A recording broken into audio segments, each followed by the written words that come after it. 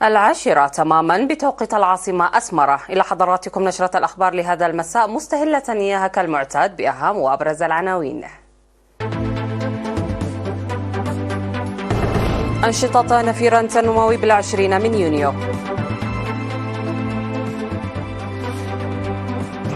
دورة تدريبية لزوجات الشهداء.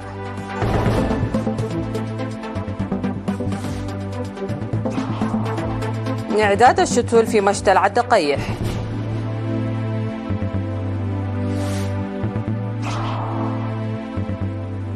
بيلاروسيا تستلم أسلحة نووية تكتيكية من روسيا.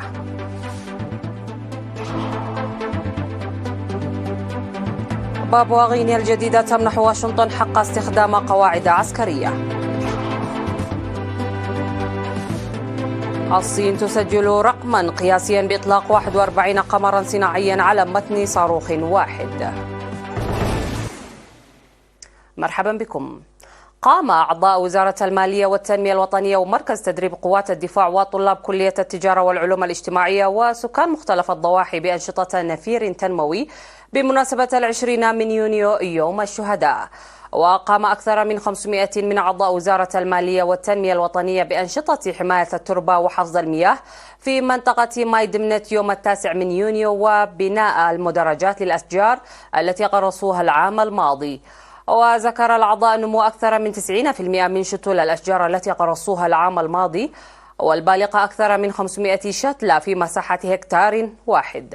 وقام أعضاء مكتب مركز تدريب قوات الدفاع بنفير يوم 14 و15 في حديقة الشهداء في منطقة بيت قرقش بمديرية 4 أسمرة في الإقليم الأوسط.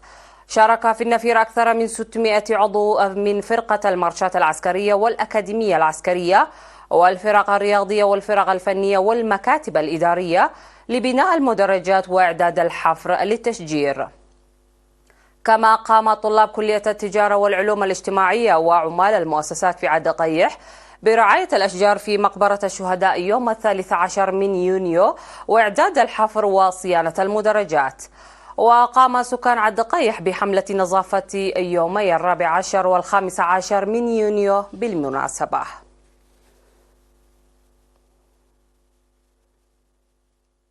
نظم الاتحاد الوطني للمرأة فرع الإقليم الأوسط دورة تدريبية مهنية في الغزل لزوجات الشهداء.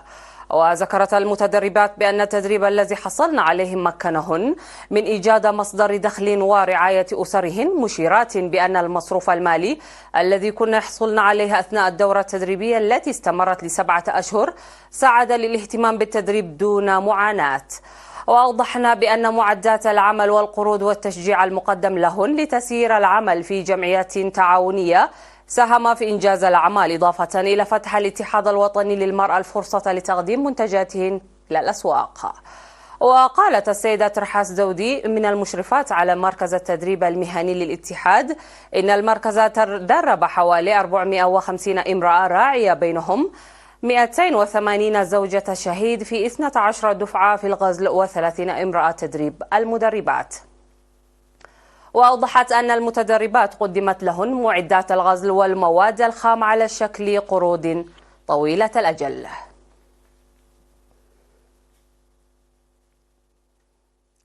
أعد مشتى العدقيح 350 ألف شتلة لتزرع في موسم الأمطار. وقال مسؤول سلطة الغابات والحياة البرية في مديرية عدقيح السيد قرماي أبرهة إن الشتول المعدة تشمل مختلف أنواع الأشجار وسيتم زرعها بالطلاب ودور العبادة والمزارعين الأفراد. وذكر نمو 78% من شتول الأشجار التي غرست العام الماضي في سافيرا وبحولي. ودعت مراقبة المشتل السيدة زودي تخليل لزيادة القدرات البشرية في المشتل لإعداد شتول أفضل من حيث النوع والكمية.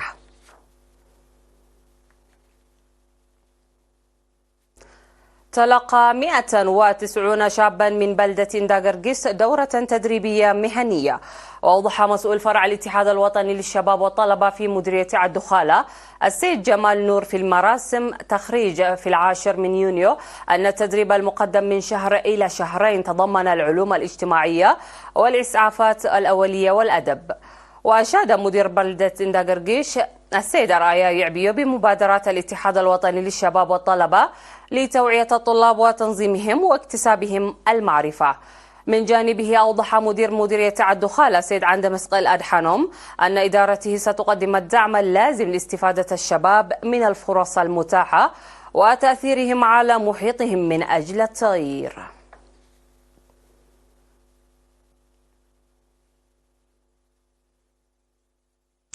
استشهد في 10 من يونيو عضو شرطة إريتريا المناضل الرائد بين برهي عن عمر 67 عاما بعد معاناة من المرض والعلاج في الداخل والخارج.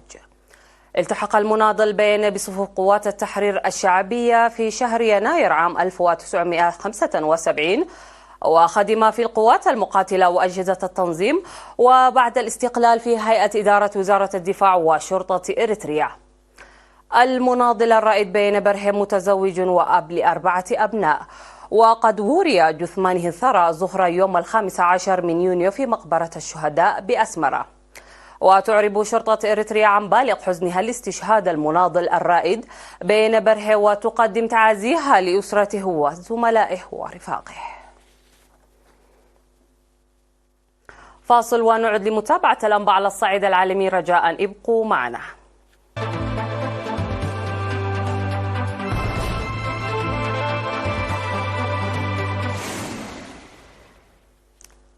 قال الرئيس البيلاروسي ألكسندر لوكاشينكو إن بلاده بدأت باستلام الأسلحة التكتيكية الروسية. وأضاف لوكاشينكو في مقابلة مع قناة روسيا وان الحكومية الروسية بثتها قناة تيليجرام التابعة لوكالة بيلتا الرسمية للأنباء في بيلاروسيا أن نشر أسلحة نووية تكتيكية روسية في بلاده يهدف لردع أي محتمل وأنه لن يكون هناك أي تردد في استخدامها إذا لزم الأمر. ومن جهته كان الرئيس الروسي فلاديمير بوتين قد صرح سابقا أن روسيا التي ستحتفظ بالسيطرة على الأسلحة النووية التكتيكية ستبدأ بنشرها في أراضي حليفتها المقربة بيلاروسيا بعد اكتمال تجهيز المنشآت التي ستوضع فيها. وإلى ذلك تعتبر هذه العملية الأولى من نوعها، إذ ستقوم موسكو بنشر مثل هذه الرؤوس الحربية قصيرة المدى، وهي أسلحة نووية أقل قوة ويمكن استخدامها في ساحات القتال خارج روسيا منذ انهيار الاتحاد السوفيتي.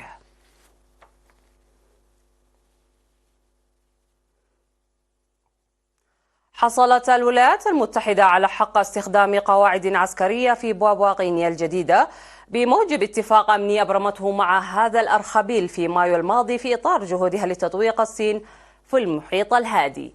وعرض النص الكامل للاتفاق الذي بقى سريا منذ توقيعه على برلمان بابوا غينيا الجديدة، مما سمحوا بكشف تفاصيله. وبموافقة بابوا غينيا الجديدة سيكون بإمكان الولايات المتحدة نشر قوات وسفن في المطارات الرئيسية، بالإضافة إلى مواقع مثل قاعدة لومبروم البحرية في جزيرة مانوس وميناء بحري في العاصمة بورمورسبي. واضطر رئيس الوزراء جيمس مارابي للدفاع عن الاتفاق في موجهة احتجاجات تتهم السلطات بالتخلي عن سيادة البلاد. وتحاول واشنطن استمالة دول المحيط الهادي بمجموعة من الحوافز الدبلوماسية والمالية مقابل الدعم الاستراتيجي بعد قيام بكين بتحركات مماثلة.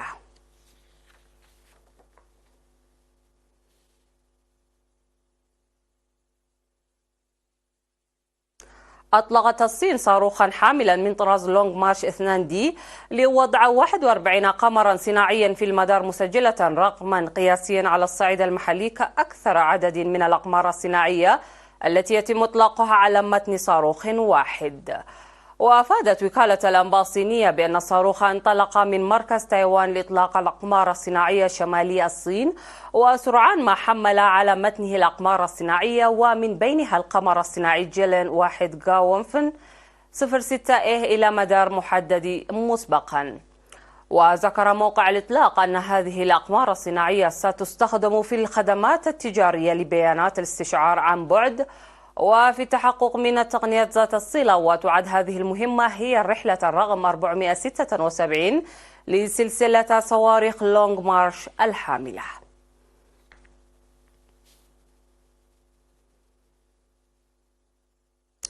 ضرب زلزال بقوة 6.2 درجات قبالة سواحل الفلبين بحسب ما أعلنت هيئة المسح الجيولوجي الأمريكية من دون أن تسجل أي أضرار على الفور. ووقع الزلزال على عمق 124 كيلومترا قبالة سواحل مدينة كالاتاغان بمقاطعة باتاناغاس قرب العاصمة مانيلا. وحذرت الوكالة المحلية لرصد الزلازل من هزات ارتدادية ممكنة، لكنها استبعدت حدوث تسونامي نظرا لعمق الزلزال. وتشهد الفلبين هزات أرضية وزلازل بصورة شبه يومية بسبب وقوع الأرخبيل على حزام النار في المحيط الهادي، حيث يؤدي احتكاك الصفائح التكتونية بعضها ببعض إلى نشاط زلزالي وبركاني كبير.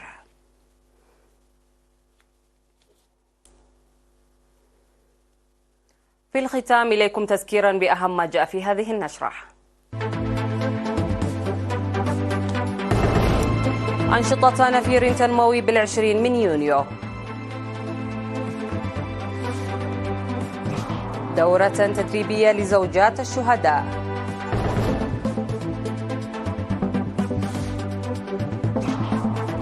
إعداد الشتل في مشتى العد قيح.